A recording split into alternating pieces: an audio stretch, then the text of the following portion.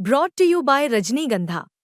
यूं ही नहीं ताज ताज बन जाता है, शिल्पकारों का हुनर और चुनिंदा संगमरमर ताज को नायाब बनाते हैं। कुछ ऐसे ही चुनिंदा जगहों से बस खास ही चुनकर लाता हूँ। कतरे कतरे को मैं हीरे सा परखता हूँ। यूं ही नहीं मैं रजनीगंधा बन जाता हूँ।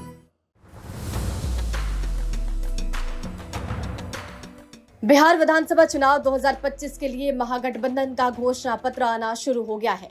कांग्रेस नेता राहुल गांधी और तेजस्वी यादव ने पटना में मैनिफेस्टो के पहले भाग का ऐलान कर दिया।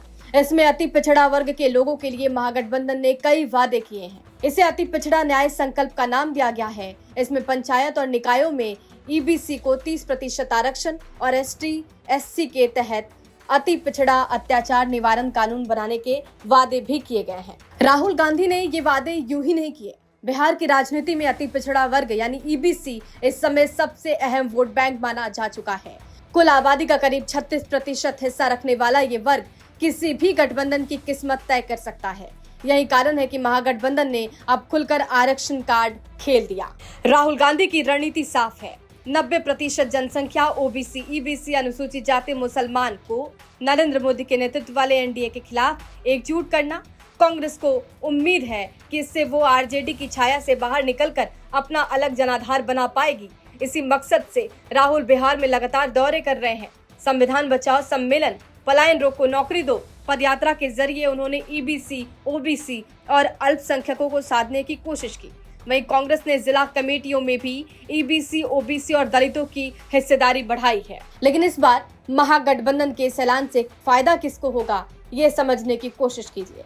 देखिए, चुनावी गणित क्या कहता है। 2005 और 2010 के विधानसभा चुनावों में एनडीए को ईबीसी का भारी समर्थन मिला, जिससे आरजेडी हाशिए पर चला गया। 2010 में जेडीयू ने 115 सीटें जीती, जिसमें ईबीसी के प्रभाव वाली सीटों की संख्या अधिक रही। 2015 में नीतीश महागठबंधन में आए तो लालू के MY समीकरण से इनकी ईबीसी नीतियों ने मिलकर 178 सीटें दिलाई थी। 2020 में एनडीए ने 125 सीटें जीती, लेकिन ईबीसी वोट कुछ बटा। आरजेडी ने तेजस्वी यादव के नेतृत्व में रोजगार और पलायन जैसे मुद्दों पर ईबीसी युवाओं को लुभाया, जिससे महागठबंधन को 110 सीटें मिली। ईबीसी का एक हिस्सा तैलिक साहू समाज आरजेडी की ओर गया, लेकिन नीतीश कुमार का प्रभाव दमदार रहा। ऐसे में निषाद समाज को साधने के उद्देश्य से महागठबंधन ने वीआईपी को विशेष महत्व दिया। ईबीसी में इसकी अच्छी हिस्सेदारी है। बिहार की जनसंख्या में अति पिछड़ा वर्ग यानी ईबीसी लगभग 36% है, जबकि पिछड़ा वर्ग ओबीसी 27% है। ये दोनों मिलाकर 63% वोट बैंक है, जो चुनाव जीतने का सहज फॉर्मूला है। ईबीसी में 113 जातियां सम्मिलित हैं, जिसमें अधिसंख्य आर्थिक सामाजिक रूप से वंचित है।